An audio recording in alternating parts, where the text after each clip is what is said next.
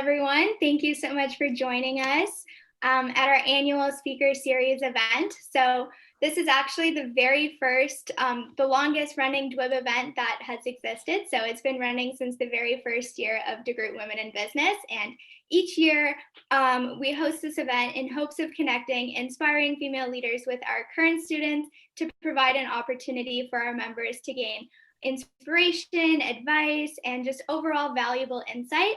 And I know we as students are always super eager to learn about what life is like once you're out of university and in the real world. And as we all know, there's no better way to learn than from the genuine stories of the people who are in our shoes not too long ago. So we're super excited to have all of you here. And this year, the theme of our speaker series is breakthrough. So we are extremely excited to welcome our incredibly empowering lineup of speakers to speak on their experiences of breakthrough and overcoming of challenges and life journeys. So to kick us off today, I'd like to pass the spotlight on to Mary, who is actually a graduate of McMaster University and the DeGroote School of Business, and she's actually joining us tonight from Munich, Germany. So I'll pass it off now. Hi, everyone. Yes, nice to meet you all. Thank you, Evelyn and the team, for asking me to join you. I apologize for the lighting situation. It's midnight here, so I'm not wanting to turn on the bright lights right before I hop into bed, but it's a pleasure to be here and to speak with all of you. I'll be sharing my story in a really humble way because I think that each one of you, I'd be probably more keen to also listen to your stories as well. I think we all have a really important story to tell. And if mine this evening can be expansive for any one of you students, then that's an honor for me as well. With that being said, I will share and then I'm going to hop off and go to bed because I have a busy day tomorrow. And so I'll miss the question and answer period and unfortunately the other lovely speakers. But thankfully you guys are recording this, so I'm quite keen to listen to everybody else in the week to come. So a bit about me. My name is Mary. I graduated from DeGroote in 2014. So I started at DeGroote in 2010. I'll tell a little bit about how I chose business, how I chose to become a CPA, how I chose to enter McMaster, and my career path to follow and what I'm doing now. And I guess some of the life lessons that I've learned in that time period. For me, it really was such a period of growth. My time at DeGroote, I really grew into a really different person, and similarly, while finishing my CPA as well, really grew as a person. And so I'm quite grateful for choosing this career path because of how it stretched me as a person in the end. So I always say that, like one of my titles of a future blog post could be, how becoming a CPA kind of made me a spirit junkie or a hippie because for me, it was a very challenging path of mental discipline. And so it really forced me to tap deeper into myself, which ultimately I think is a huge part of my path. So without further ado, so I was born and by the way, guys, I mean, I've lost all filter. I really don't care anymore. I think that's what happens when you meditate a bit too much. So I'm just going to be very honest here because I don't really have a lot of ego left. So basically I was born September 10th, 1992. And my parents were married.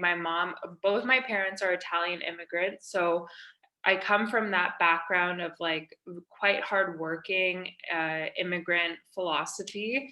I see that and empathize a lot with that now of the new wave of immigrants, which are in Canada. But for my grandparents and my parents, it was very much like work super hard.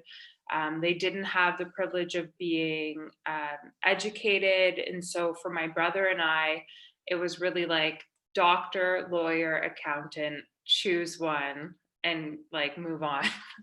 um, and I don't say that to, kind of knock my parents or my grandparents by any means. I admire their dedication, their work ethic so much. Um, but one of the philosophies I learned at DeGroote, which is actually uh, my tattoo, I learned this while I was studying psychology at DeGroote, is Maslow's hierarchy of needs. So at the bottom we have things like safety and security, and at the top we have things of self-actualization. So the way I was able to reflect on my grandparents and my parents' experiences was that they were very much coming from a place of safety and security. Obviously, as immigrants, my grandmother was a janitor when she first arrived here. My grandfather was an artisan cheesemaker, but had to put his dreams on the back burner because he had 4 children to take care of. And so he worked at Stelco in Hamilton. And they were just very humble people who worked really hard and provided for their family. So they didn't really have, I don't want to dismiss the kind of millennial struggle of finding your purpose and following that out, but they didn't have that because they were focused on survival. And similarly for my parents, it was kind of like the next generation, but it wasn't really until maybe my brother and I's generation where I kind of had the privilege of um, going to a private school and studying a semester abroad in Costa Rica, and then going to McMaster, DeGroote, and getting the privilege of studying business and becoming a CPA. So that's a little bit of my background. My mom's sister, who I'm named after, is a CPA, also a DeGroote graduate, and she's just been from a young age, my biggest shining star. So as a little girl, I didn't really even know what is a CPA. I just wanted to be my aunt. And so I just said, I'm going to be a CPA. I'm going to be a CPA. And I don't regret it. I think that each one of us follows these little pings, as I call them, these little intuitions that really lead us to the right place. And so for me, that's where I ended up. So I ended up at DeGroote and I studied business. I'm cognizant of time, Evelyn. So where am I at? Do I have another 10 minutes or approx? Yeah, you're both there. You're good. Okay, perfect. I can do it. So I entered business, and I had, to be honest, I kind of have inferred the first half of my story that I had a bit of, how do I say this in a kind way toward my past self, but I would say I had a little bit of emotional maturity and privilege problems, to be quite honest. I partied very hard in high school. I always got very good grades because I had a good memory. And so when I got into university, I fundamentally did not know how to study. And I did not know how to struggle, I would say, academically. And so first year, I really got, hit. I got hit because I did not know how to study whatsoever. I was highlighting things one day, then I was typing things. I was just very overwhelmed by everything. And also calculus was really challenging for me because I was able to get by in high school. Somehow English and all the other subjects came very easy to me, but calculus is like a language. And so you're learning the foundations, and I fundamentally didn't have those foundations because I was really just enjoying life in high school and just having this blank goal of I'm going to become a CPA. That's all that matters kind of thing one day. And I didn't know how hard it actually was to do well in life. Let's put it this way. So I got into first year. I did really poorly. That was quite a reality check for me of what it actually would take to be successful in the program. It's not just get in, it's like, how do I stay in and thrive? And I think that's a common theme um, amongst everything. Like, Susan, I read a little bit of your bio that you've worked for the same company for so many years, and that's not just something that happens overnight. Like people who are able to stay married for 50 years or work in the same job for 30 years, fundamentally, that's a character trait. That is one of the most underrated character traits in the world, is like humility and consistency and the ability to like show up and get beyond yourself and do what's required to carry out something for a long period of time without getting easily disenfranchised just because like somebody served you the wrong cupcake one day. And I don't mean to say this to kind of dismiss the kind of quote unquote millennial thing, because I think there's a lot of value in also striving toward your purpose. But yeah, I think that's a really important task. So I say that because, following my downfall, I would say in first year, I really had a kind of quote unquote come to Jesus moment where I had to say, okay, like, Mary, you're going back into second year. You want to be hired by a great firm by the end of the fourth year. So are you willing to literally do whatever it takes to, completely focus now? Like, this isn't, you're no longer pretending that your life is like this American Pie frat movie university vibe. Like, are you willing to just simply study and be the best version that you can be and thrive? And so I really took that challenge seriously. In second year, third year, fourth year, I excelled more and more every single year. I really focused on my studies. Just to be quite honest, I barely had a drop of alcohol since second year. I mean, I literally completely gave every unhealthy habit up. I got very into how to become a better person. I started doing therapy in university to deal with some anxieties that I was having, with a whole bunch of things. Writing just this perfectionism, writing exams, everything, which I think is very common for young people, for these sort of mental health things to come up actually in your early 20s, especially in university when you're dealing with incredibly intense course loads, and you're just falling in love for the first time and making a crap ton of mistakes, and there's a lot of stimulus going on at once, I think, in university that could prompt people to need that extra support. So I did that, and I completely doubled down on my self journey, and I'm super grateful for that. So I ended up graduating in fourth year from DeGroote, like a star student.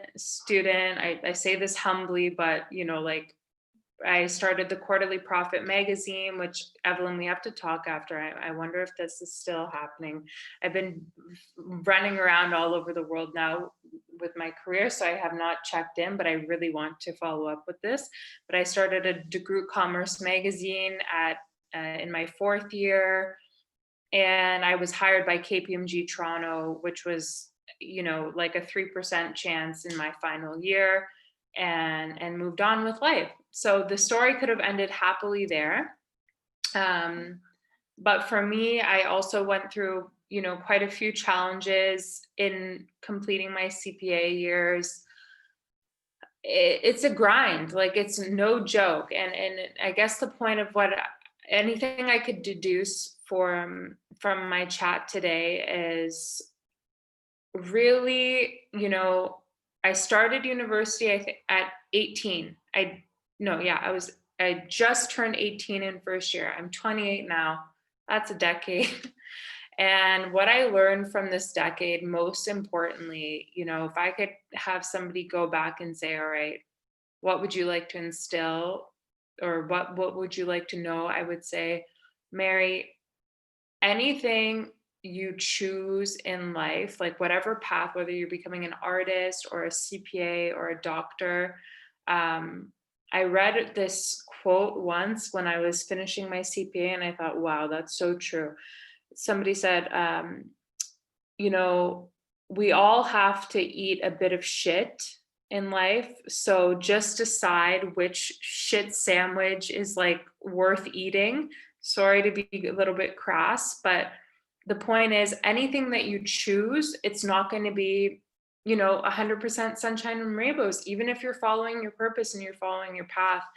Um, so really use this time to become as much as self-aware as you can, and focus on who you really are and what your unique talents, skills, and gifts are, and what do you really like. And if you don't know, that's totally okay. I think I made some mistakes growing, you know, throughout university, because I came in knowing, quote unquote knowing, but I'd never even touched Excel or like done audit or anything like that. And then I passionately pursued the CPA. No regrets, but use this time to not know yourself, not know necessarily, you know, if that job that you're thinking of is the right thing for you.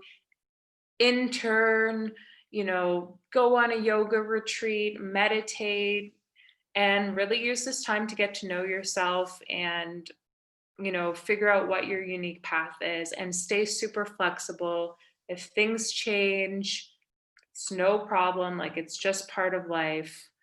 And take it easy and take it seriously at the same time. I hope that's like an eloquent lesson, but really that would be it. And find mentors. Don't be afraid. Like, I'm so impressed that there's 50 people on this call today. That's amazing. You know, take the time to come to these sort of events. Take the time to get the support you need. Yeah, just take care of yourself, and everything will fall into place. Awesome. Thank you so much for your very, very informative and genuine conversation with us today. I actually really can resonate with the story because my family as well. And my family did work at Go2 when they were first starting out from Italy. So that was really something hit home to me as well. So I'd like to open the floor up to our members. If anybody would like to ask Mary any questions, or if you have any questions in the chat, and I can voice them to Mary as well. Oh, thank you so much. Yeah, guys, please feel free to ask me any questions. It's an honor for me to be here, and my intention is to come off as humble as possible, because it's very important to me that you guys all feel like I am you. I'm not better than you just because I'm, you know, chatting to you today. I'm just a bit older. That's about it. I want at least like 1 or 2 questions before I go to bed. Come on, guys. I stayed up till midnight. Okay. What was your biggest struggle through pursuing your CPA, and how did you overcome that?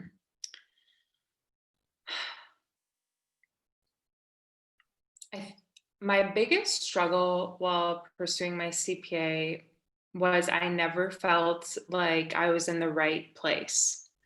I kind of felt like I got married sort of on the first date, so to speak, like as if it was like an arranged marriage. And then I realized, oh my God, you know, this isn't the one for me. Like, help, get me out.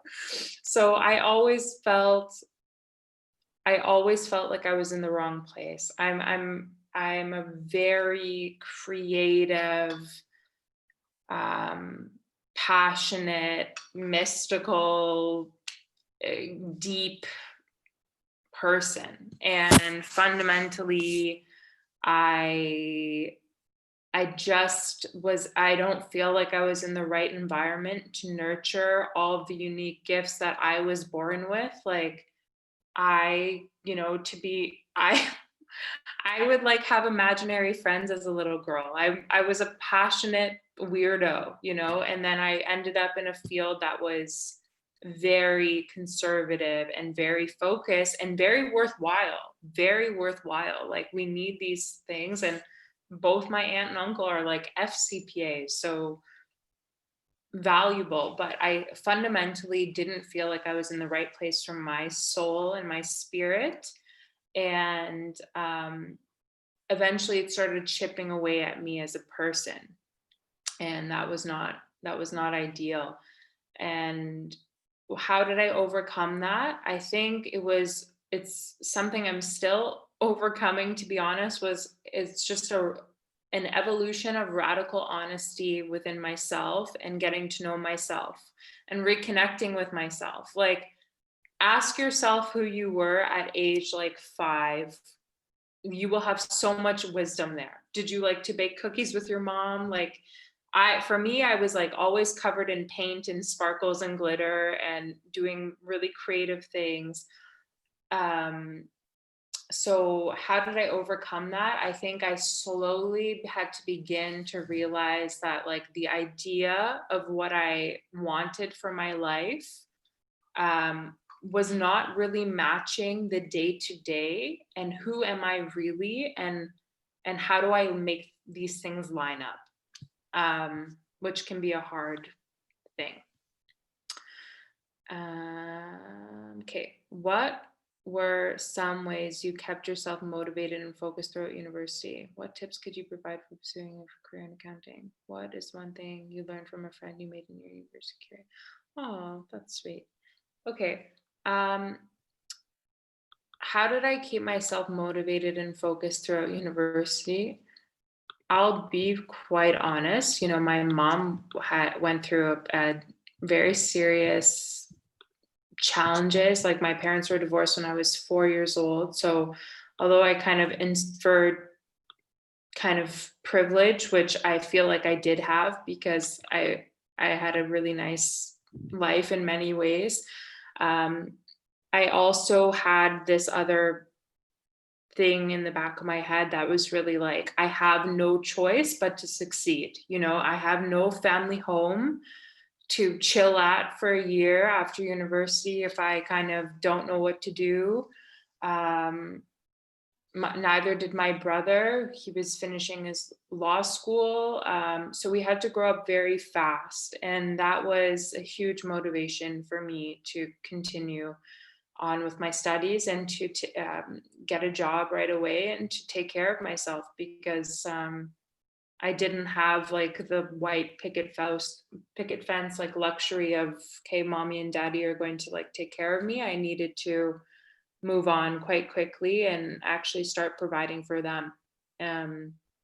So this was a big motivation for me, because I've fundamentally, I think since I was born, I've always just wanted to do whatever the heck I wanted and be my own person. And I knew that I would not be able to do this if I wasn't taking care of myself. And for me, that meant getting the top grades to get the top job to do that. So whereas a lot of my other friends were, partying or like doing whatever and just kind of quote unquote shitting the bed, I like was like a little Marine on a mission. Like, no, sorry, I don't have the chance to shit the bed here. Sorry for the swearing. Okay. Yeah,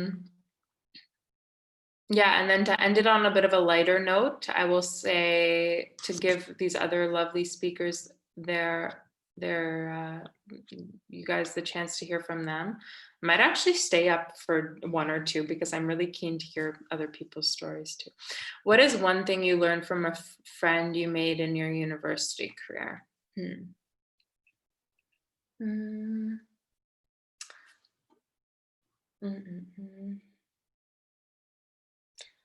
I was really inspired by the other students around me, to be honest. There was one girl called Kristen who also got a job at KPMG, who came from a really challenging family background in a small rural town in Ontario. And like, if I thought I was hardworking, like she was hardworking, you know, like she was really an expander for me. She got amazing grades. She put her head down and focused. She was working like 3 extra jobs on the side. And so I was like, okay, if Kristen can do it, I can do it. So I was fundamentally very inspired by the people around me. I can't remember a distinct lesson, but I'm sure you guys will feel that way too. You know, going to DeGroote, you're meeting so many different people from different cities and parts of life that you maybe wouldn't have met in your high school. And take all these little, you know, all these differences from everybody and kind of create your mood board of your ideal friends and colleagues, because that's what I did. There was so many different things that inspired me about my classmates, like some of them, their humility, their tenacity, their kindness. So I genuinely still remember all of these beautiful character traits. And yeah, namaste.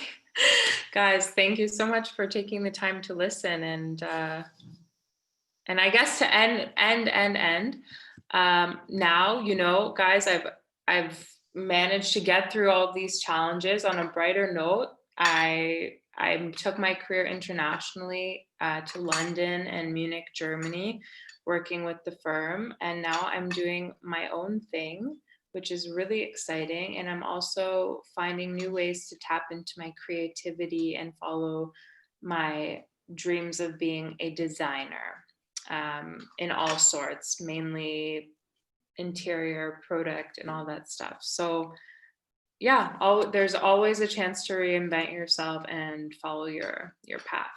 So guys, please find me on LinkedIn if you have any questions, and much love. Looking forward to hearing the next speaker. I'm going to stay up for it because I need to wind down with a good bedtime story now. So thank you guys. Thanks again, Mary, so much. That was amazing. Aw. Your story. Thank you. So our next speaker, we have Hazel Damel, and she graduated from Ryerson with a Bachelor of Commerce in Marketing, Engineering, and Finance. So I'll now let Hazel take the stage. Thanks so much, Cassandra. Hi, everyone. Thank you for spending an evening with me and the rest of the panel of speakers here tonight. So, Mary, that was a great speech. Thank you so much. I am actually really happy that you took the approach that you did, you know, in speaking to us today, because I also hope to get a little personal. And I was actually a little nervous about it because I'm gonna actually get deeply personal and pretty vulnerable with you guys all tonight. But I'm happy that Mary kind of did the same. So, you know, throughout your careers and throughout your professional life, you're gonna hear lots and lots of talks about the hustle and the grind and the things that you need to do to be successful in your professional career. And I don't want to discount that for a second, because those lessons are so important and you should pay attention and you should take all that information in. But I did want to shift the narrative a little bit and talk to you about, you know, my personal growth journey, and specifically my battle with mental illness that more so actually kind of came to the surface after university and when I actually started my career. And I just think that it's something that's like stigmatized and really deeply misunderstood, and was hoping to just give you a little perspective on that experience and kind of normalize the conversation a bit.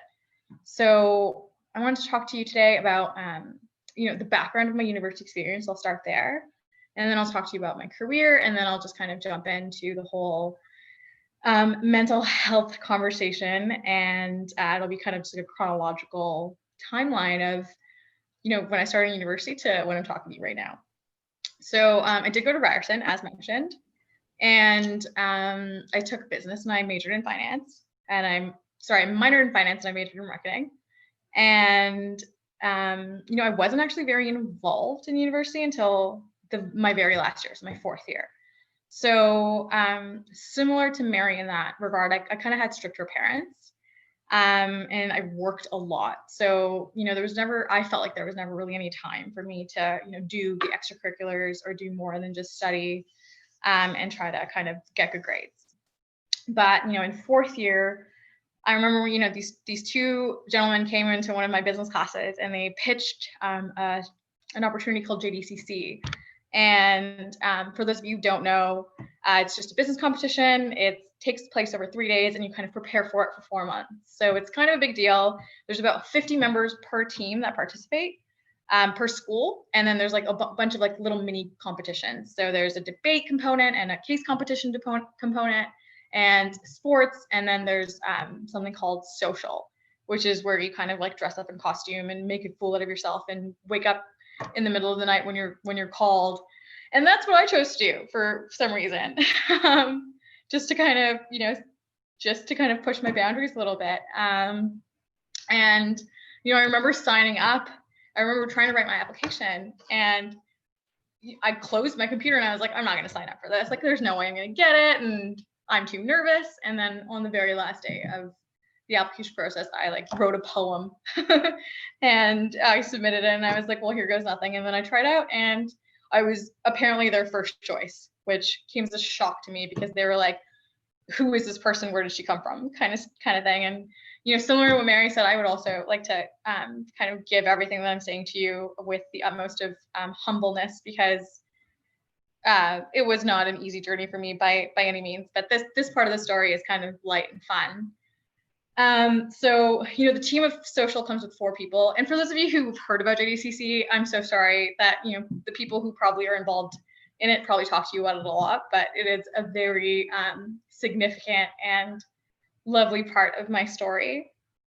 But so when I got together with my 3 other team members, there was just something about them that we just like clicked immediately. And I was like, these are my people. Like, who are these 3 individuals?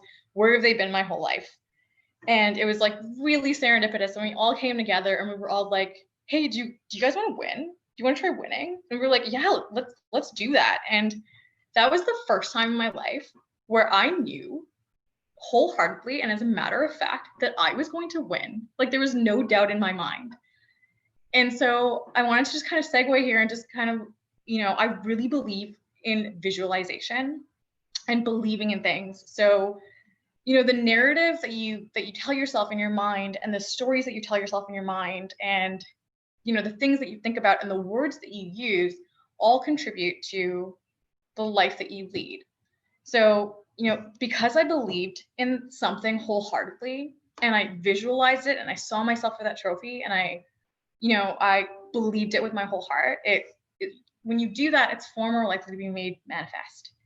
So, I remember getting into the competition and there's this thing called the buffer zone where you essentially just scream at each other and dance at each other. And it's you do that on the Friday when you get there. And I remember looking around and being like, oh my goodness, I'm so in over my head. Like, I was like so psyched out and I was like, what have I done? What did I sign up for? And I remember going back up to my hotel room and like looking in the mirror, like mom spaghetti, like, oh my God, I can't do this. And I had to like absolutely psych myself out. And this like quote just like came to me out of thin air. And it's something that you hear all the time. And it's that life happens outside of your comfort zone. And I've heard that quote so many times before and it's actually meant nothing to me. And then in that moment it clicked. And I was like, oh, I need to be uncomfortable. Like this is happening. So I was like, okay, Hazel, let's get uncomfortable. Let's do this. And we won. And that was literally still one of the best moments of my life. And not only did we win, but we won with all of our other social competitors running up on stage, holding us up in the air. Like they all knew we won. They all respected us. We had so much fun together throughout the entire weekend. So to win in such a way that, you gain the respect of your competitors was just that much more wonderful. And it was such a good moment for me. And it was all because I decided to get uncomfortable. And from that point forward, I actually deferred my graduation. So I was like paid my deposit for graduation. I forfeited that deposit And then I deferred for a 5th year and I became captain of my team. And it was really through that involvement that I got all of the opportunities that opened up to me. So, you know, I networked a lot. I met so many amazing people and I differentiated myself in that way. And I was able to get a job right at a university at a company called Nielsen, and they're kind of a data measurement company. And, you know, one of the people that I actually participated with in JDCC the year prior had gotten a job at Nielsen, and he was like, hey, I actually think you'd be great for this role. Why don't you apply? And I'm like, you know what? Yeah, why don't I? And I remember the 3 representatives from Nielsen came to one of our career nights or career events. And I came so prepared, and I was like, hey, I'm gonna research about the company. I'm gonna have some really, you know, some thoughtful questions to ask. And what I did was, you know, I asked each of the representatives questions. I took their business cards, and then I followed up with them, and I kind of told them, hey, I really appreciated your insight on X. And I kind of made myself known to them. And then I was able to get 2 letters of recommendations from my 2 professors. And that wasn't even Nielsen had a application process in which you could only fit 3 pages, which is a cover letter and maybe 2 pages of a resume.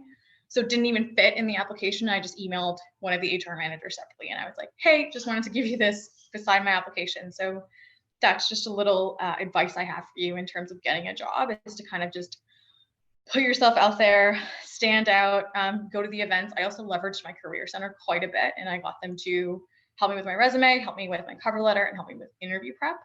So that's something that I would heavily advise that you do as well. But that's just a little bit of background on my university career. And so when I started at Nielsen, you know, I have a degree in marketing and finance, and those things don't necessarily lend themselves too well to data analytics. But I always say knowledge is power. You never know when a thing that you learned is going to kind of, you know, provide insight in anything that you do in your work. And if I could talk to my old self, I would literally say, Hazel, you know, you tell yourself that you need to push out all of the knowledge that you learn in university to make room for more. So, you know, you kind of write an exam, you're like, hey, that's done. I'm forgetting all of that information. Now I'm going to load my head with everything else I need to know to pass this exam. And I get that wholeheartedly, but you know, knowledge is the best thing that you could possibly have in your life. So if you can, I would say try to keep some of that intel in your mind proactively. So kind of review it and kind of try to keep it fresh, because it really will come in handy later on. And starting off at Nielsen, you know, things as simple as booking a meeting in Outlook, or navigating large databases, or, you know, simple tasks in Excel, all of those things I had to learn on the job. And I was really lucky enough to have this amazing manager named Patrick, and he was truly a friend to me. And, you know, we really developed a really nice relationship, and he taught me pretty much everything that I know in Excel. And I'm so grateful for everything that he had taught me. But, you know, to that point, I would say that it's important to be yourself and build genuine relationships, and, you know, don't you know, get too caught up in the professionalism of it all, because at the end of the day, you are working with people, and people are emotional creatures, and people like the idea of friendship. And especially when it comes to, you know, going to work every single day and seeing those people every day, you know, it gives you a reason. And it makes that aspect of your life, which takes up a huge chunk of your life, that much more enjoyable. So when you do get into the workforce, I would say, you know, try to be kind and try to be yourself. And my captain actually taught me this, is he said, never respond to an email angry, or, you know, wait until your emotions settle before you go ahead and you respond to anybody, because you never know when that person's going to come back around in your career.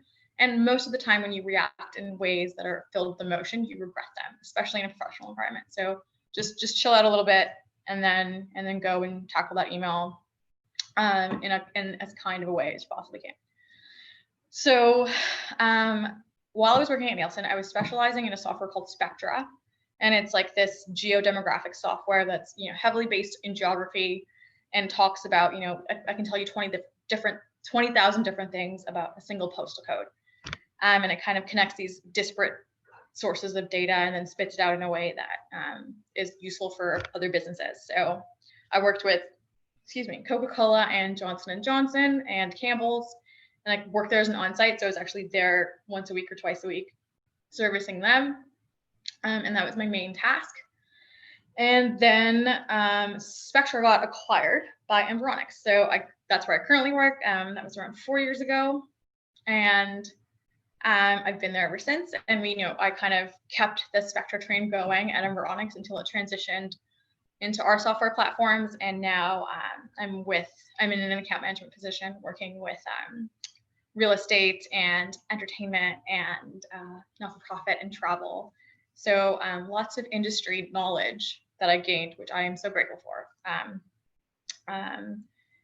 And so jumping into kind of the mental health piece, I think I always struggled with anxiety and depression in particular. So I did have quite a tough upbringing and a tough childhood. And I'm not mad at my parents for that in any way. I think I used to hold a lot of anger, and I think it's taken me some training to let it go and some deep healing. But things weren't necessarily easy for me growing up, and I think the worst thing I did was the entire time I told myself I'm fine. I'm totally fine. None of what has happened has had an impact on me whatsoever. And that was a very diluted way of thinking. So, I was always thought to be this happy, bubbly person. Even at work, that's how I was perceived. And when I started to act differently, like when my mental health kind of all came to a head, it really threw some people off. I was exhausted. I was tired of putting on a fake smile at 9 a.m. when at 8:30 I had been crying on the phone with my mom, 30 minutes prior to going into work. I was tired of pretending that everything was okay, because it just wasn't. And that was about 2 years into my career at Environics. So, despite having a great career, I felt very lost in my personal life. And I'd be lying if I said it didn't trickle down into my professional life. So, I was so distracted by my anxiety and my depression that sometimes it would be hard for me to get out of bed in the morning. And that would obviously make it very hard for me to get to work and to focus at work. So although, my work was always being done, and it was actually being done pretty well, the stress that my body was enduring on a daily basis was too much to handle. And so 2 years ago, I came into work with my heart beating out of my chest, and I really wasn't able to breathe, and it was kind of exhibiting the classic symptoms of a panic attack. And I told my manager how I was feeling, and he kind of saw that something had shifted in me a couple months prior, and he was kind of familiar with my feeling this way. And he was like, okay, we'll just go book a doctor's appointment and go to the doctor. And I was like, okay, sure. So I called my doctor, and they were like, okay, well, we have an appointment available at 11, but it's currently 9 a.m. So I'm like, oh my God, what am I going to do for 2 hours? And my manager was like, just go wait in the waiting room. And I was like, okay. So I'm waiting in the waiting room thinking I look normal and fine. I'm waiting for a doctor's appointment. And the nurse comes up to me and she goes, sweetie, are you okay? And she's, do you need me to put you in a room? And I was like, oh my goodness, I must look like a complete and utter mess. And I really was. So my doctor at that point was like, okay, well, she's heard about my mental health history before. And I think she knew that, I was having problems, but she had never seen me this bad. And she, prescribed me these emergency kind of, some emergency medication. They're called benzodiazepines. They're supposed to help your kind of nerves, but they're not really sustainable to take long-term. And she was like, okay, well, I'll try to expedite a psychiatrist appointment for you. So around 2 months later, I had a psychiatrist appointment, and then I was diagnosed with something called complex PTSD. So PTSD, most of you are familiar with it. It's like always referenced in relation to war veterans. So, they go through war and they have post-traumatic stress. And so complex PTSD, super similar, not as much of a formalized diagnosis. Like it's still kind of still a little bit on like being established within the mental health community. But what it is it's when traumatic events happen to you over and over again, specifically in your childhood. And so I Googled CPSD, and I don't even think I've ever done that, just to talk to you about it. And Google told me that it was a serious mental health condition that can take some time to treat. And for some people, it's a lifelong condition. However, a combination of therapy, medication can help you manage the symptoms. So, imagine my shock when I was like, oh my goodness, like this is real, this is happening. And I wanted to share that with you because I just think I think so many people dismiss mental health and because it's intangible, and I did for so long. Like if anyone ever brought up therapy or medication, I would get very upset. I'd be like, what are you talking about? Like, this is my brain. I can handle it. I have a good handle on this. And I didn't. And, I had really bad habits that, I was a serial dater. I partied a lot, but because, I had a career, I ate healthy, I got good grades, I thought it was all okay.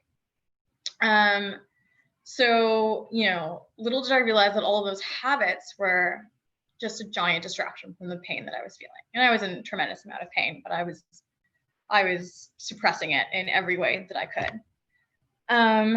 But those problems catch up to you, and they catch up to you with a vengeance. So, the thing about mental health is like, if your arm is broken, you know that you need a cast, you should probably rest, you should probably hold it in some way. And mental health is infinitely more complex. But, when you start to address and recognize these issues, it turned out that I could actually access a treatment that was similar to a cast on a broken arm. So,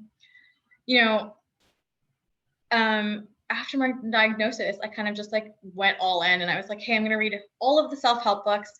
I'm going to go to all of the therapies. And then all of the world just like opened up to me. Like through seeing my psychiatrist, she actually connected me to my therapist that I see now, who I have free therapy now for 3 years. And not everybody's going to be blessed enough to get that opportunity, but it was like, she's a resident student. And so she needs to do a 3-year rotation, and she's supervised by Women's College Hospital. And literally I still see her, and she's helped me so much. And it was because like I accepted that help and I accepted that diagnosis. And I went to cognitive behavioral therapy. I did dialectical behavioral therapy, and I did trauma therapy. And I finished trauma therapy less than a year ago. And, I spent so long thinking that I was different and that no one else could understand what I was going through. And no one else has what I have. And I'm really messed up. And then I'm in this trauma therapy group with like 8 other people. And I realize I'm over time here. Just give me like 3 more minutes. And I'm realizing that like as I'm reading the lessons in the booklet, I'm like, oh my gosh, like all of these symptoms are what I have. Like what I have is literally textbook, which blew my mind, because here I was thinking that, all of these crazy things were happening to me and no one would understand them. And here this textbook was telling me everything that I was going through and the ailments and the cures and how to fix it. So that was just a really eye-opening experience for me. And I learned it all through acceptance. So, I want to conclude here, but I think like the main thing that I wanted to leave you all with is that it's really hard to put a mirror in front of yourself and then look at all the ugly parts of you. It's really hard to do that. But just like no one is right all the time. Life has tremendous ups and downs. One day you're winning JDCC and the next year can't get out of bed. But don't be prideful. Like just kind of try to accept those things about you. One of my favorite authors, Brene Brown, she speaks about being vulnerable and how much strength that there is in vulnerability. So, just like at the buffer zone, she encouraged you to get uncomfortable. She encourages you to choose courage over comfort. And that's what I'm here to kind of ask you to do, if I may ask that of you. So, you know, don't be afraid to kind of dig a little deeper into who you are.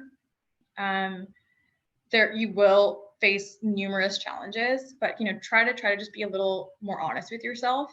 And when you are, that's going to trickle down into your professional life, and that's going to make your life so much better. And you know, through my entire healing process, my life has gone to a point that I never could have imagined. I've like reached a level of peace in my heart that I never could have thought I could truly have. And you know, it all came from kind of facing my problems head on instead of running. So I was running for so long, and it just wasn't doing me any favors. So yeah, I think that's where I like to conclude. I did have a quote for you, and it's by Brene Brown, and I love Brene Brown. And if you ever wanted a list of books that helped me, I'm happy to provide. But the quote that I really wanted to leave you with is, you know, what we know matters, but who we are matters more. Let's just marinate in that a little bit. Thank you so much. Thank you so much, Hazel. Especially, we really appreciate the vulnerability and how candid you were with us. And I'm sure that we can all resonate and appreciate that you're able to share such a personal piece of your story. And I know I feel really empowered and inspired by your story, because it takes a lot of strength to open up to a group like this, and we really appreciate it. I'm sure that there are some questions. So if anyone has any questions, feel free to use the participants feature, and you can raise your hand, and then you can come on and unmute yourself to ask, or we can also do the chat.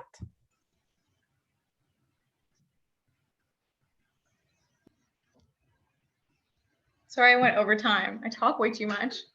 No, you're fine. Thank you. It looks like Nicole has a question. So Nicole, feel free to unmute yourself and ask. Hi. Also, just a heads up, my internet's really bad. It's okay. I can hear you. I apologize. No worries. I was just very interested. You mentioned some books that help you. Yeah. Do you mind talking about those a little bit? Yeah, not at all. So similar to Miriam, I'm a little bit of a spirit junkie. I've become very spiritual in the last little while. One of the books that started me off, and I've also told Laura about this, is called You're a Badass by Jen Sincero. And it's like a yellow cover. There's one that's related to making money, and that's a great read as well. But You're a Badass by Jen Sincero, that was one that helped me tremendously, really just helped to reframe the way I look at things.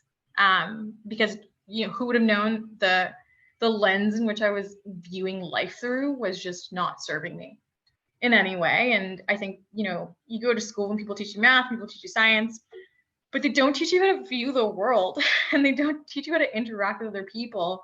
And that's something you kind of had to take upon yourself to learn. So that was a really big one for me. Another one, which is like a little longer, but still just as insightful, was called Who Says You Can't, You Do by Daniel Chidiak. And that one was kind of just like really encouraging, and again, kind of helped me shift my perspectives. And then, you know, a lot of people have problems with this book, but The Subtle Art of Not Giving a Fuck,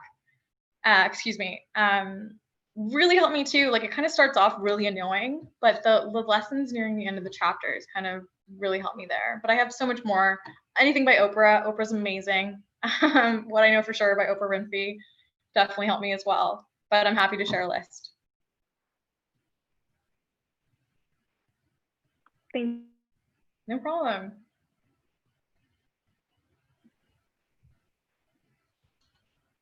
Are there any other questions?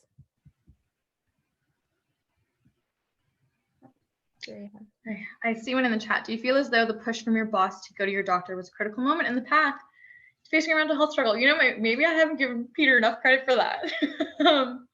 But I think it probably was. Honestly, like, I don't think that in that state of mind, I could have realistically made the decision to be like, oh, go to the doctor. But you know what? He did help me so much. He was so supportive, and he was so encouraging. And he told me all the time that he believed in me. And then when he saw me change and grow and be better, you know, he was there for me. So I definitely think that was a critical moment. And it's actually Peter's birthday today, so I'm gonna give him some extra love today. What helped you to keep going and not give up in your career? Oh goodness. You know, I think despite all of the trouble, I think that one thing that I do love about myself is that I was always grateful and I was always so appreciative. And I, knowing that I had a job and that I had gotten myself that far, when you get yourself that far, no matter how hard things get, you can't give up. And I think I had all of my spiritual teachers and all the people around me telling me that I couldn't give up. And so kind of, having that attitude of gratitude and reminding yourself of all the things that you have every single day, as opposed to looking at the things that you don't. So coming from a place of abundance as opposed to a place of lack will really help you kind of carry on.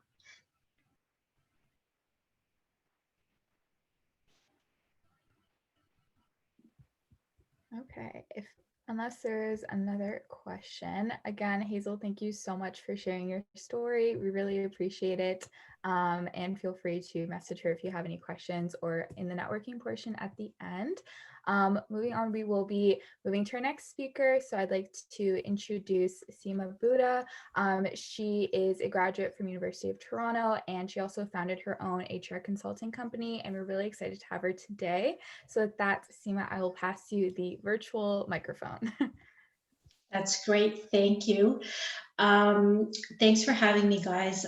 I just wanted to say, Hazel, and I don't know if Mary is still on, but you guys are really brave and you've learned things in your life at such a young age, things that I'm only learning in the last 10 years. So that's amazing. The next generation of women is I just see so much, so much that I didn't have.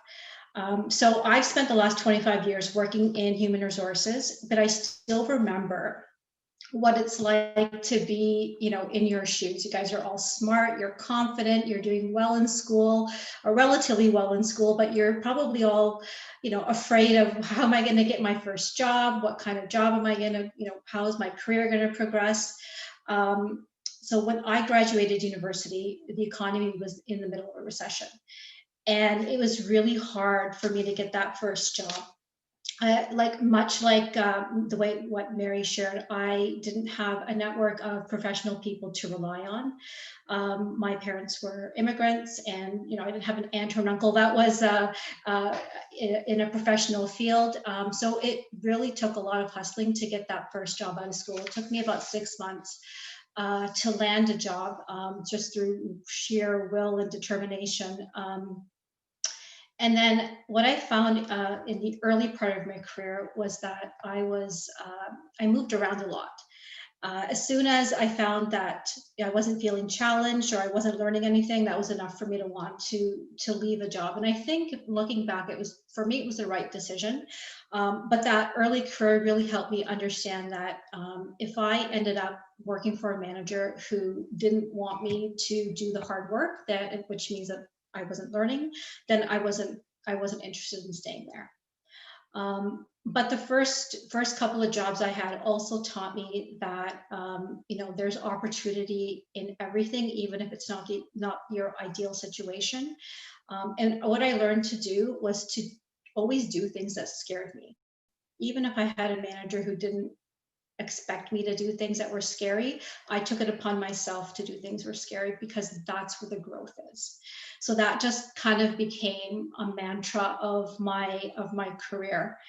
And then I think the third job that I landed is probably, what I would have considered my dream job. I started working at AT&T Canada as a labor relations specialist, and I was on the negotiating committee to negotiate two labor contracts for the company. And I learned a lot in that role, but I realized that, you think that you got your dream job, but it's not what you think it's going to be. So I quickly moved into an HR manager role from there. And that's when the price of long distance fell. So this is a long time ago. You guys probably weren't even alive then.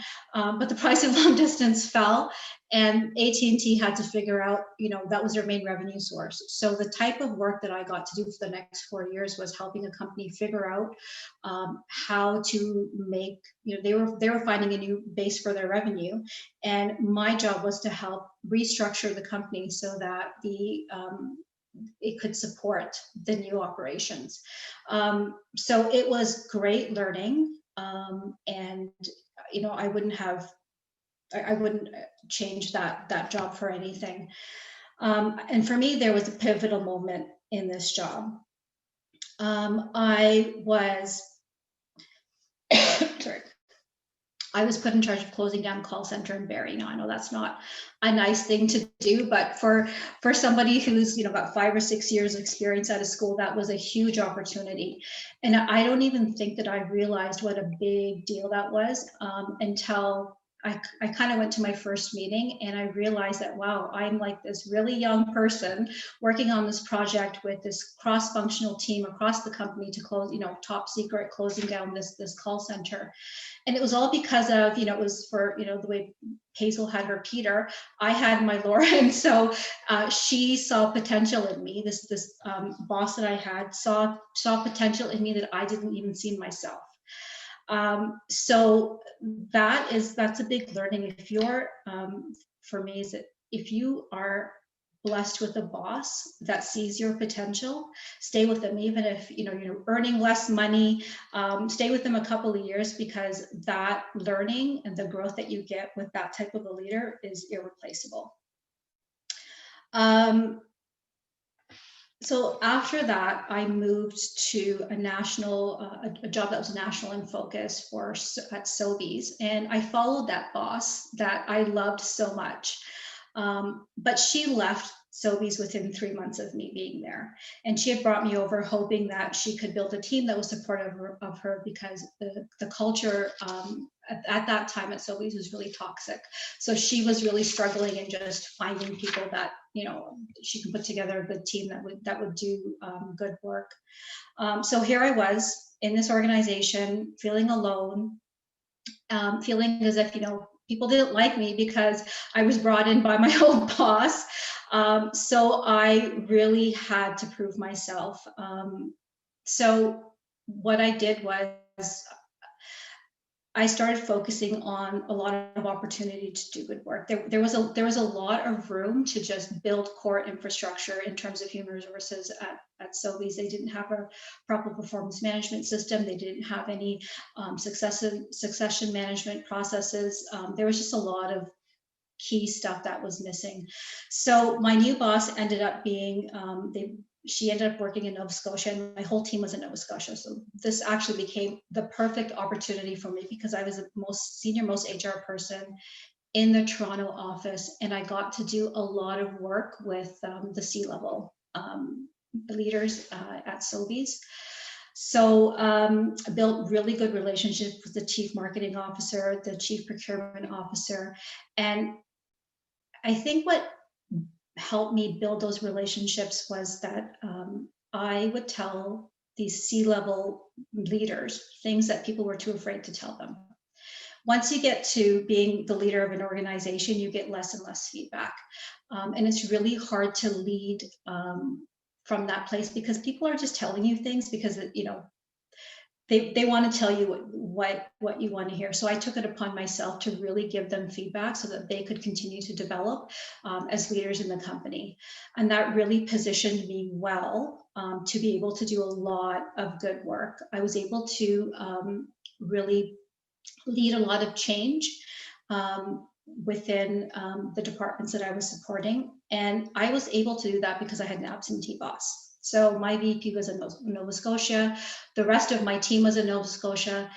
And I was left to kind of work on my own, which is great. I mean, that I got to develop all kinds of skills because of that setup. But I also, in reflecting on that, I also realized that the downside of this was that I didn't have the benefit of a mentor to learn from, right? That would have made my work even better. So recognize when you don't have a mentor in your career, even though you might be doing well, there's a point where you should probably have the benefit of your manager to make your learning and the work that you're doing even better. So even though my learning there was different, it could have been better. So now this is where I get personal now, because this is the point at the end of my career at Sobeys, that this is when I decided to leave corporate. I actually had, so much to what Hazel was describing, I had similar breakdown. I was burnt out and I needed to leave corporate to heal. And so I guess at the end of my corporate career, I don't know, something about women, we just like to share all of these things about ourselves. I found that from a career point of view, HR is relatively friendly to women, right? So that wasn't an obstacle for me. There's always going to be, things that you have to overcome in your career because you're a woman, but we'll keep working on that. But for me, from an HR perspective, I found my biggest obstacle was fitting in with the team. So I fit in with on a level within the office. I was able to do work. I had great working relationships, and you could go out to lunch. But there was a level of fitting in that just never was available to me, and that was going to each other's cottages in the summer, or eventually people would invite each other to their houses for dinner, right? So that's a different kind of network. That's a different kind of fitting in. So I found that the teams that I were on were, people didn't really have a name like CIMA. There wasn't a lot of diversity in corporate Canada, 15 years ago. And it's different. It's lonely for people. Now it's much better. But that was part of my experience, and that was part of my it's not the whole reason. There was a whole bunch of reasons, but I just needed to get away from corporate, and I took time to heal. And that's when I started to consult. So I'm not a salesy person. My background's HR, and it was a huge learning curve for me. So I got to take time to heal, but at the same time, I had to focus on being able to sell why what I do is worth paying for. So it just opened up this whole new work, type of work. And I've learned a lot as a consultant, and I've learned to value my network and not take it for granted. I've reached a different level of confidence in my skills now that I probably never would have got to if I stayed in corporate and not done all of the, similar to Hazel. I've had a lot of different, therapy. Right. And I also I met a lot of women that had left corporate because they were burnt out, and they were healing as well. And they were doing all kinds of wonderful things. So I guess what I don't want you guys to think that you're all doomed for mental demise, but I think that it's important to remember to take care of your mental health. And I have to tell you that, my consulting practice was really successful, but COVID killed it. So I actually am working full time again. And, I never could have accepted a full-time job if I didn't do the healing that I did. So now I'm working at TJX, so that's Winners, Marshalls, and HomeSense. And I'm doing organizational design and development. And I have to tell you, I love it. And some of my toxic behaviors and the issues that I had from that I was contributing to whatever my issues were at work and at home, I could tell it come such a long way, and I'm loving being part of the team, and I have more authentic relationships. And I have to tell you that there's much more diversity at work, which makes it easier as a person of color to fit in and have those stronger bonds with people that look like you. And it's actually been really, I feel like I've come full circle. So I have some takeaways for you guys. So I wrote them down because I wanted to be very specific about what takeaways I have, okay? Because I have a daughter in university, and I find that your age group, all of her friends, you guys are super smart. So I know that you can do all of these things I'm going to ask of you, okay? So look at your network and recognize if you're starting from a place of privilege. Then look around and offer your network to those that don't have the same connections as you. You will be rewarded tenfold in life for doing that. Trust me. I'm so grateful to people when I started consulting who opened their network up to me, and I do the same for people. When you start working, listen with the intent of understanding.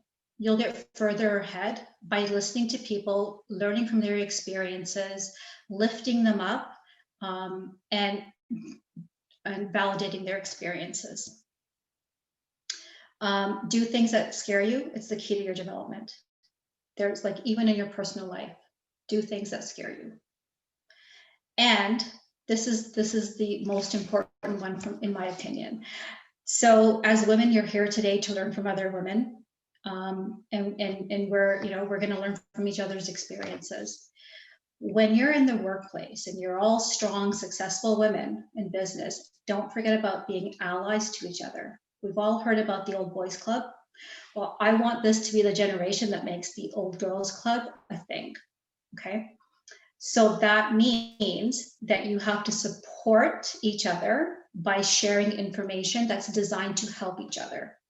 I see men doing this in the workplace all the time. I shared an office with my husband for 3 years, working from home. And there was a meeting after the meeting where some guy would call him and they would have a real conversation. I told him, you're part of the boys club. So I want girls to start doing that for each other, okay?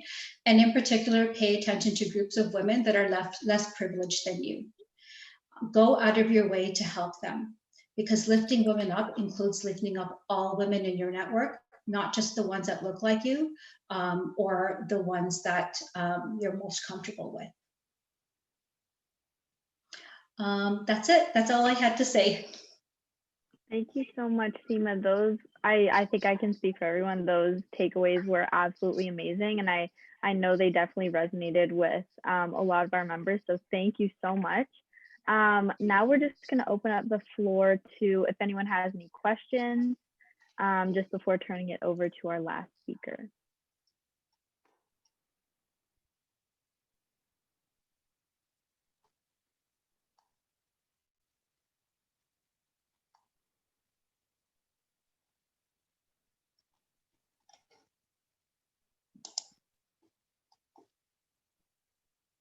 Okay, Laura. Hi, Seema. Thank you so much for sharing today. I wanted to ask you in particular, you mentioned you felt burnt out through the corporate world and that you needed to take a break to heal, and kind of coming back from that experience and where you are now. I'm curious if you have any advice to students in our academic or professional lives going forward, how we can avoid burnout and how can we really prioritize ourselves to make sure that we're considering that going forward. You know what? I think that you have to adopt ways of self-care now, because there's the world's not getting easier. It's faster. It changes more quickly. Everybody's in your face in social networks, so things aren't becoming easily. I think that you have to look at everything. You have to look at things from a long point of view. So if you're currently, your first job, you're frustrated, remember that's the beginning of your career, and you're going to have amazing experiences coming up. So don't get too focused on the now, look at things long-term, but also to avoid burnout, like you really need to seek out ways of just, everybody has a story, everybody has trauma, and trauma seems like a big word, but we all do. That's kind of what I've learned in the last 10 years. Figure out ways to take care of that now. It's easier at your age. It's easier when you're young to heal from trauma than it is when you get older. Figure out your methods of de-stressing. I mean, I started yoga, I bought a sauna, I go for regular massages, I have different therapies that I do on a regular basis, and it's maintenance. Like I do Reiki, and I'll call my Reiki person and I'll say, listen, I need a tune-up. Right? Because I know that that's what I need to show up in the way that I want to. So start all of this now.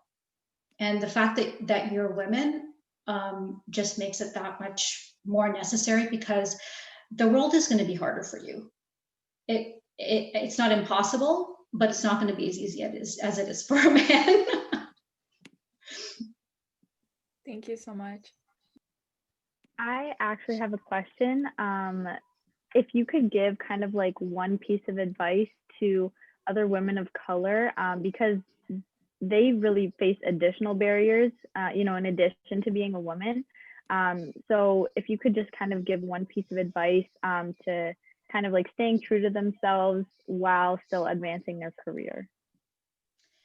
I have to tell you that the way that this social conversation, social political conversation has evolved, it makes it easier to have that conversation in the workplace. So, when I started work, you couldn't really talk.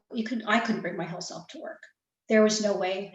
And there's a lot of things politically, and my religion, and all kinds of stuff that just were not okay to talk about. Make a habit of just bringing your whole self to work now. Show up really authentically as a woman of color. Yeah, it's not going to be easy. I mean, I just had a tough conversation the other day with somebody that I work with, but I felt like I was in a place where I could have the tough conversation, just about, what does inclusivity actually look like? And to do things that scare you guys, that's part of it. And make way for the next generation of women of color. It's I don't know what the right answer is, except that doing nothing is not okay. You have to show up with your whole self, and it might take a couple of years for you to get comfortable, but do it. Have that as a goal, because that's just how the workplace and even just society in general is going to get better. Perfect. Thank you so much. And I believe Evelyn has one last question. Yes, thank you, Sarah. And thank you so much, Seema, for sharing such an incredibly vulnerable but also inspiring story. And going off of that, your takeaways, I made sure to note them all down because I'm going to. Okay, good. I'm going to follow up with you. So going off of that, you mentioned that your piece of advice was to do things that scare you. So my question is, what's probably the scariest thing you've ever done that pushed you out of your comfort zone the most? God, there's so many. Okay, so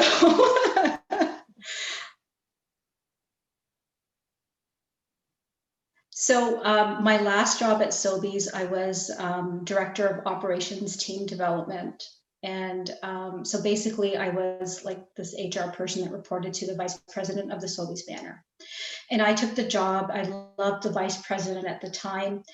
And then that restructure happened. And then this man that I never would have worked for was, he's the VP of the Sobeys banner. And I was part of the leadership team.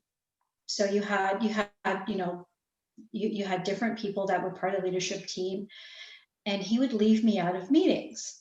So all of our offices were lined up. So I would see the meeting happening and I wasn't invited to it. So I just said to him one day, I go, listen, I was making a lot of money. I had a company car. I had all kinds of like senior management benefits. I'm like, listen, you're paying me a lot of money. Tell me what the problem is. Why am I not invited to your manager meetings? And he just looked at me and he's like, you're a kid. What are you going to do? So what is it that you're going to be able to do at my management meetings? And I'm like, listen, let me tell you what this kid, first of all, I'm not a kid. I may look young, but I'm not a kid. Let me tell you what this kid could do. And I just rhymed off all kinds of gaps that I saw in the banner from a people development point of view. And then after that, he started inviting me, but there was not a lot of real work to do. So what I did was I negotiated my way. That's it. And that took a lot of guts to say, listen, you clearly don't value this position. So I'm to me out. That was the most I couldn't have, to me, that took a lot of guts for me to do that. So I think there's so many examples like that where I just had to stand up to usually men But guys, don't be scared. Just know your stuff, and you'll do great. And I actually earned a lot of respect for doing that. It's unfortunate that we have to do things like that to earn respect. Yeah, that was, I think that was probably the scariest thing that I did. Okay, now if there aren't any more questions, I'm just going to turn it over to our last speaker, last but not least. So we have Susan, who is the CEO of Mississauga Toyota, as well as the president of the Canadian International Auto Show. So without further ado, I'm going to pass it off to Susan now.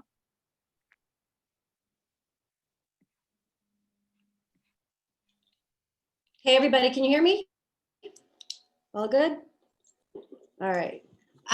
So thank you very much for having me here tonight. The speakers before me, Mary, Hazel, and Seema, are incredible. And it's funny how we all have very similar stories. So tonight, I hope to leave all of you with some thought starters, to inspire you to think beyond yourselves, and also to ground yourself to know that life is a journey that is not, and yes, I said not, a smooth ride. So buckle up, ladies. And I see there's a couple of guys too, because I'm in the automotive industry. Let's get started. That's why we're buckling in. All right. So to understand the person in front of you, it's always really important. You need to understand their roots. And everyone has a story. We all have a story. We've heard 3 amazing stories tonight. And I'm not just talking about me and my background of a story, but I'm talking about everyone has a story. So people are who they are based on their upbringing and their experiences, as again, we've heard tonight. So always remember that. So I'm going to start with my story. I am a first generation Canadian. I am the youngest of 4 kids. My parents were both born in the former Yugoslavia before the Second World War. They were both displaced. My mom lived in a concentration camp for 2 years. They had nothing. They lived in little villages, both of my mom's parents with my mom and my dad's parents with him. My grandfathers had to go off to war. So their childhood was horrific. And if you were to meet my parents today, they're both still with us. They're in their 80s, and you would think they're like 70 because they just still have it all going on. They're just the most well-adjusted people for all the trials and tribulations that they went through. And I'm only just beginning with their story. My mom came to Canada when she was 13 in the early 50s. My dad came to Canada at the age of 17 with his parents. They met through a local church group, and they dated for 5 years and got married. So they had 4 of us. My mom had her own business. She had a hairdressing salon. She had 4 of us in 7 years and went back to work 6 weeks after each one of us was born. My dad was driving a cement truck, and when they came to this country, they had nothing. They both had their suitcases. My grandparents had a suitcase each, and the government gave them $5 and said, have at it. And they didn't even know the language. So talking about the generations before us working really hard, they just wanted to become Canadian, and they just wanted to provide their children with a proper upbringing without war and to have education. And they achieved those goals. So my dad drove a cement truck and then was like, I don't like this. I think I want to go fix cars. So we started fixing cars. Wasn't happy with that because the snow would drip off the cars in the wintertime and he would get wet. So he went to his boss and said, I'd like to try something different. So his boss said, sure, Joe, I'll give you a chance. So we did. And my dad worked his way through the dealership. And every time there was someone else in a position above him, he would look at them and go, well, if they can do it, so can I. So he just kept asking, can I try this? Can I try this? Can I try this? And eventually, within 7 years of trying new things, he bought into his first store, and ended up with multiple locations over the years. And you know, his motto was never give up. Pretty simple. I was a shy girl growing up. You would never know that knowing me today, but I was very shy. And I did take school seriously, but I wish I had pushed myself harder to do more. I didn't go to university, I went to college. I worked in retail for a few years, running stores, retail outlets. I was a manager and then an area manager. Didn't like that, went back to school, became a litigation law clerk. So you can see there's a bit of flip-flopping happening, and did that for 2 years and was like, this is crazy. And my dad the whole time is saying, come into the family business, come. And I'm like, I have no interest in the car business, and just ignored him. And then eventually I got into the car business, but without my father, doing my own. I was actually doing some consulting work. And he said, well, you finally have your foot in the door, so come work for me. And after a lot of coaxing and he's a great salesman, he finally convinced me. And that's how my journey started. And now I'm 26 and a half years in. I also didn't think there was a place for me because I had 2 brothers and a brother-in-law working in the business. So I don't know what I was thinking at the time, but I'm like, sure, we'll try this. Anyway, worked my way up through the business. And, it was hard though, because my dad always said, oh, it doesn't matter what you do. You're just a girl. You're just going to get married one day and someone's going to look after you. And, I heard that enough and I actually was believing it. But then one day I woke up and I realized, hold on a second, I need to look after me. And it was that mind shift that got me to where I am today. So I worked my way through the dealerships. I worked in all the departments. I did an executive program down in the United States specific to the automotive sector. And within 9 years, I became the general manager of one of our stores, which was a Ford store. And I was like, I finally made it. And I got here and I did this. And then I was like, careful what you ask for, because this is brutal. And I am in a man's world. And now I'm not dealing with just the people within my dealership, but I'm dealing with all these men everywhere else, from the manufacturer side, head office, all the other dealerships. And I got myself in a place that I was just not happy. And so what did I do? I quit. And why did I quit? I was burned out and I didn't know that this was the industry for me. So 6 weeks after I left the business, my family's life changed in one moment. My brother Paul, who was, I have 2 brothers. My brother Paul, who was leading the way and was at the helm of our family business, was killed in a race car accident because he used to race cars as a hobby. And we stopped breathing. And it was a really, really difficult time.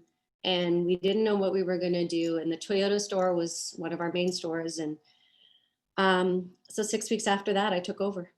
And I just dove in with both feet. And I just worked really hard.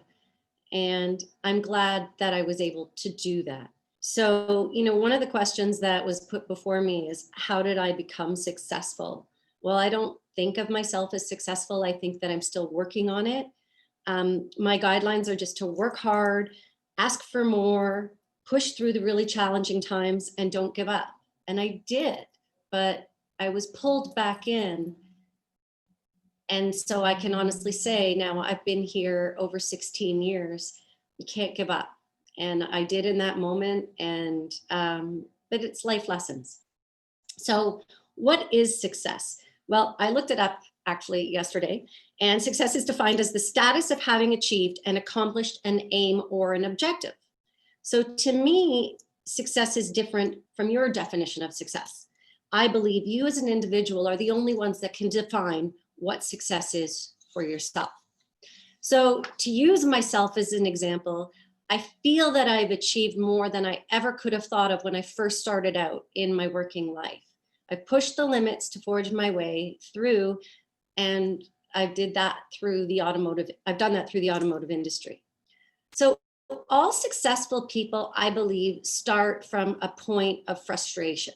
So take me, for example. I realized I had to take care of myself. There was my point of frustration.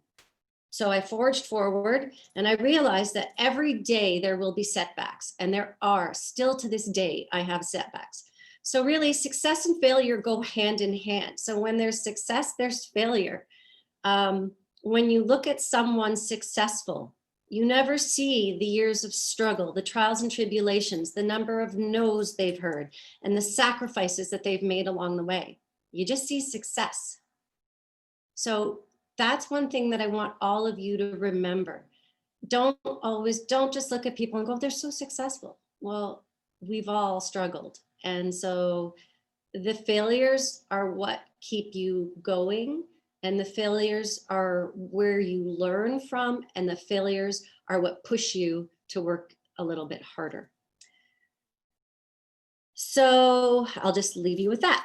I have 2 handfuls of millennials working for me. Some might like what I'm going to say and some might not, but just hear me out. And some of them are absolute machines. They dig in, they work hard, they ask for more, they always saying, what can I do? And then there's those that just want to get by. And no disrespect to any of you listening to this, but if I hear one more time, I want balance, so I really don't want to put in the extra hours. Well, good luck. Because if you want to achieve and you want to succeed in life, you've got to put in the hard work. And we all want balance. Guys, I'm in my 50s and I'm still trying to figure out balance. I had a child later in life. I have a 13-year-old son. He keeps me young, but I'm still trying to figure out what that balance is. So when you're starting out and looking to make something of yourselves, balance maybe is not the one word that should come to mind. How about, I need to work hard, but when I work hard, I also have to work smart. And that way you will find some downtime. So if you want to achieve your goals, you can't get to the finish line working 35, 40 hours a week. Those that stand out and move ahead are those that are putting the effort in. And being smart about it is key. So what does that mean? Organize yourself. Never be too proud to ask for help when you don't know something, and think outside the proverbial box. So when you take a look what I've done in my life, I was the first female president of the Trillium Automobile Dealers Association. We represent over 1,200 new car dealers across Ontario. I was the first female president of the Canadian International Auto Show, and I'm still the ongoing president because of COVID. We've held position for another year. I've traveled the world to learn about the business. I've traveled the world to learn about car shows. And yet, what I can say about this, my experience in the male-dominated world has been very colorful. So I've been called the little girl numerous times in my younger years. Customers would say to me, I'd like to speak to the person in charge. And I would say, well, I'm the person in charge. And they'd look at me and they go, no, we want to speak to somebody older. So I won't tell you what I said back, but you have to deal with it. You have to learn to deal with it. Just 2 years ago, I was chairing a meeting with the board of directors for one of the associations I sit on. And I had to ask the board members to do something. And they were 95% men and 5% women. And when I asked my ask, one of the men turned and said to me, oh, okay, Mom, no problem. We'll do that for you. So I chose to take the high road in the moment, but I said my piece to him after the fact, away from everyone. So I could go on about the boys club and what it is, but to what end? It exists, we acknowledge it. Has it gotten better? I think over the years it has. From 26 years ago to today, I do see a shift. And I'm painting a painting with a broad brush stroke. And there are some men that are absolutely amazing and so supportive, but you're still gonna come across these men that, you know, think like they did back in the old days. So just don't be surprised if you come up against these situations from time to time. And I just want to prepare you for life. So how does one prepare oneself? How do you get through this? Well, I'm sure you've all heard of this saying, and it's true. Have a thick skin. Try to let some of the things roll off your back, but never be afraid to use your voice. And I say that honestly. but just do it with grace and thought. And always, if you have something to say to someone that, you know, is uncomfortable or difficult, pull them aside. Don't call them out in front of a group of people, because you will have more respect at the end of the day. The other piece of advice that I want to give you is also don't listen to the negative speak, because you're always going to hear it. And you know what? We don't hear it just from men, we hear it from other women. And sometimes I can still get caught up in the negative speak.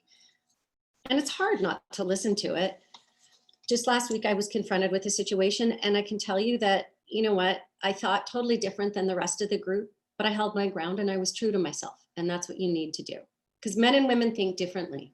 We act differently. And some men, not all, think so, but some men think that they're just better. No one's better. We're just different. And I want to say at this point too, that like all the other ladies, I have suffered from anxiety and I have suffered from depression. I had to take some time off of work.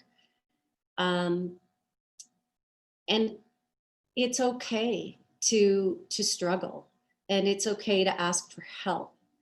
And I think in the moment, sometimes when we're suffering, we don't think anything's wrong with us. We're just short and snippy and wondering why we're acting a certain way. But if somebody comes up to you and says, we need to talk, we need to get you some help, I know I pushed those people away, but they came back, and then I finally listened. And they're doing it from a place of love, and listen to them, because they want better for you. And please, you'll want better for yourself. And when you feel better, you'll realize. So when I have employees coming to me and they're suffering, we have some employees suffering right now from, I call it the COVID fatigue. And I sit down with them and I tell them my journey, and I tell them that I was on medication and that I had to go for counseling. We're all just humans. We're not perfect. So it's okay. And again, not everybody might suffer, and kudos, but I think sometimes we get so caught up in the race and life is so busy that it happens and it creeps up on you and it kind of hits you from the side. So just know that you're okay, you're normal, and it's okay to ask for help and to get the help, because you'll feel so much better in the long run. So what I thought I would do to just give you some advice. I have a lot of years under my belt, and it's not just about your work journey, it's about your personal journey also. I came up with the Susan's top 10 list towards success. So here we go. Number 1, every day, you and you alone set the tone for the day you're going to have. My brother Paul that passed away, he was one of my mentors. When I became the general manager, he was already years ahead of me. And so he was mentoring me and teaching me how to be a general manager. And the first thing that he told me was, the attitude or the way you walk into the store every day, the way you walk into the dealership will set the tone for the dealership. And I said, well, what do you mean? And he goes, well, if you're in a great mood, everybody's going to go, hey, boss, and blah, blah, blah. But if you're in a miserable mood, everybody's going to want to avoid you. So I'll never forget that. And I've walked in many ways, but I know now my job is to walk in, try and leave what I can at the door, and walk in with a smile and appreciate everybody. And the first 45 minutes of every day, I walk around my dealership and I talk to every one of my employees. I ask how they're doing, what's going on. I know their families. I'm, what are you struggling with? What do you need? How's work going? How's the workflow happening? Because when you take that time and treat them just as a human being, they'll have your back. And so when I walk around, I set the tone for the day, and then everybody goes about their day with a smile. And it's the little things that we do that really cut through. So try and smile every day and walk in to work and lift people up, because it'll make a world of difference for you. Number 2, be true to yourself. If you believe it, it's the truth, then it is. Accept yourself. There's so much negative chatter out there. So try not to be negative to yourself. Just like yourself and be your own friend. Number 3, be confident and show confidence. And I have an example of this that I really want to share because I can still suffer sometimes from this. You know, have you ever walked into a room and you look across the room and you see another woman and you go, oh my God, look at her. She's got it going on. She's successful. There's that word. She's organized. She's smart. She's funny.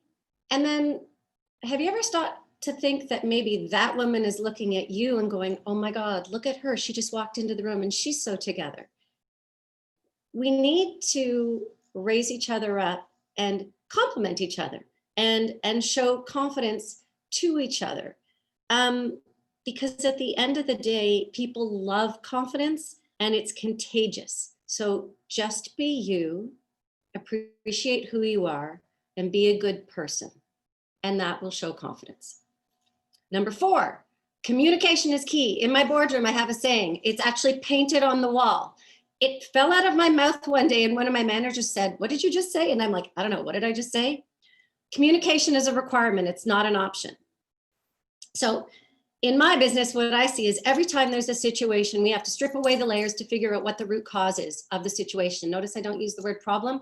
Everything's just a situation. So we need to figure that out. Typically, the root cause of the situation is somebody forgot to tell somebody something. Somebody misunderstood what the direction was. Somebody had a preconceived notion of what they thought it should be, or communication just didn't happen. So without communication, things go sideways very quickly. So remember to use your voice and speak and communicate and make sure you get the message across. I always say when I'm talking about something, I'm like, do you understand it? Like, did I miss anything? I just always ask because it's always a double check. Because if you provide people with the right instructions, if you communicate the right message, 9 times out of 10, it'll be carried out. But if you give a half message or you aren't able to explain something properly, things get lost and then things fall by the wayside.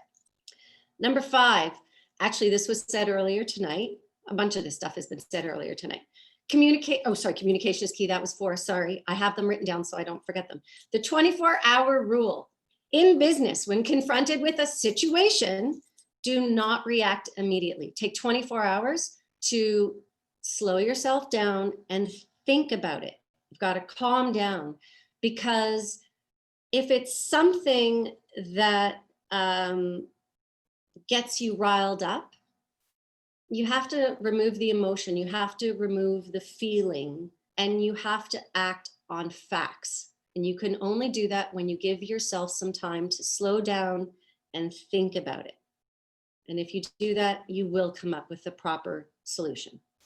Number 6, trust your gut. I trust my gut. My gut knows before my head.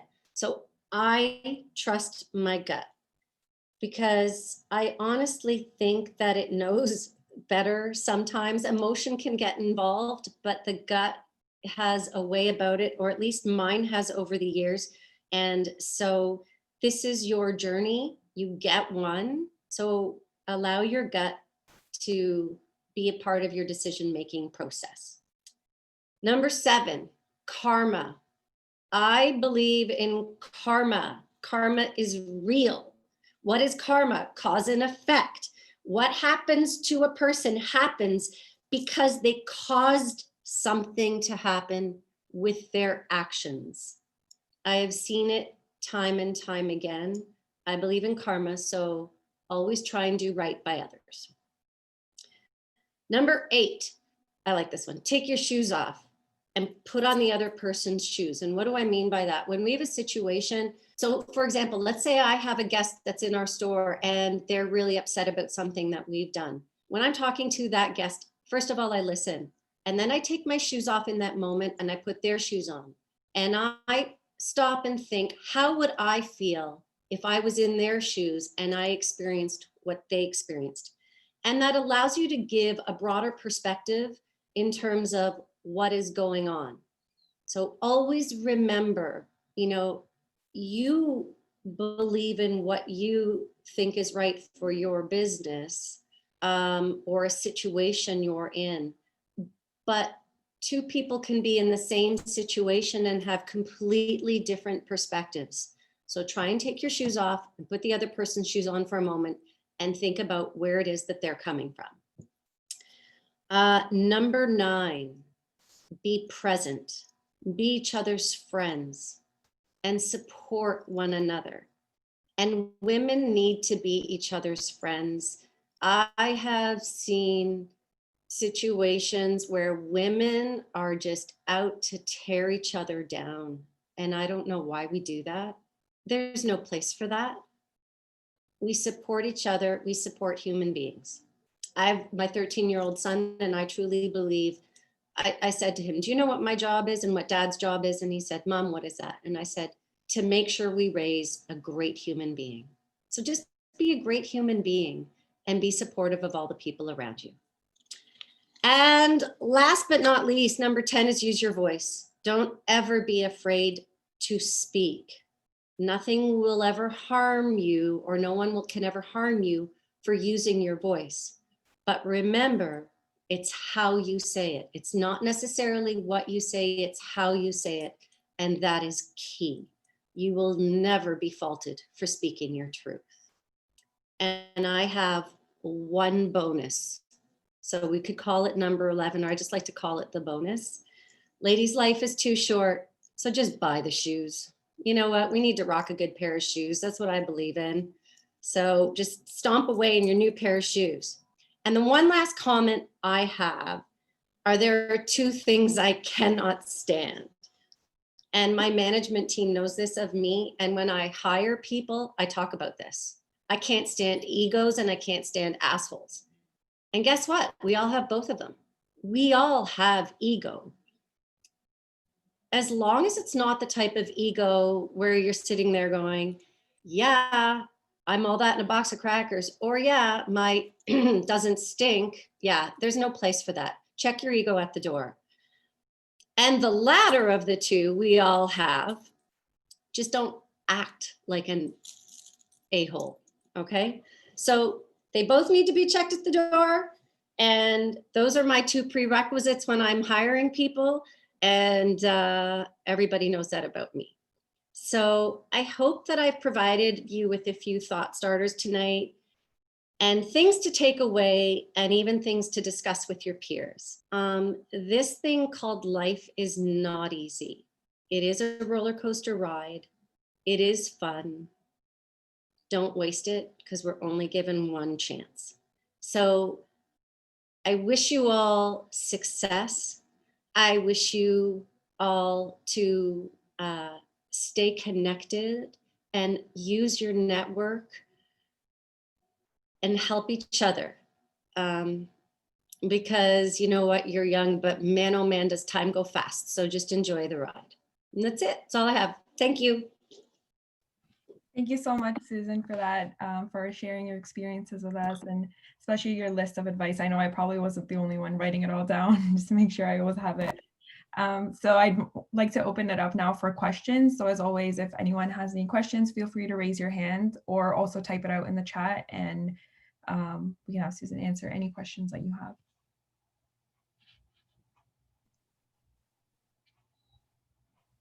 Okay, so it looks like Jerry has a question, so feel free to unmute yourself, Jerry. I just had a question, regarding, I guess, your first rule, which was about walking into the dealership every day and putting that smile on your face and talking to your employees. And then I guess it kind of relates back to what Hazel was talking about and how she got to that point where it was like exhausting to put that smile on. And I was just curious as to, like, because we all have those days, obviously, like no one's perfect every single day. You can't necessarily always put that smile on. And it's like, how do you approach your days when you are having those days, but you still want to not like put that perspective into like your employee's day, for example? That's a great question. That's a fabulous question. And yeah, I have my days. We all do. That's this thing called life. What do? I still walk around, and I talk to my staff, and I just say, you know what? Today's not a great day for me. I use my voice and I actually speak my truth. And so on those days, and they're like, oh, is everything okay? And I'm like, yeah, you know what? I just have a lot on my plate, but I'm just honest. And then those days, I don't spend as much time out and about. I'll spend more time in my office doing things because I don't want to, for lack of a better word, infect that or put that on them. So they know me. They know my warts, and it's okay to say, you know what, today's not a great day. And honesty is the best policy. So I think that's the best advice I can give you. That's amazing. Thank you. You're welcome. So Nicole, you can go ahead next. Hi, so I remember in the beginning of your presentation, you mentioned balance and how it's important to have healthy balance.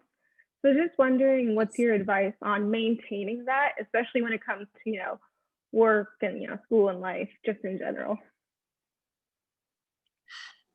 So my career in the last 5 years has been the busiest it's ever been. I'm running a dealership. I'm on 2 separate boards. I've also started, I'm a small partner in a tech company. I'm trying to raise my son and trying to raise a really great human being.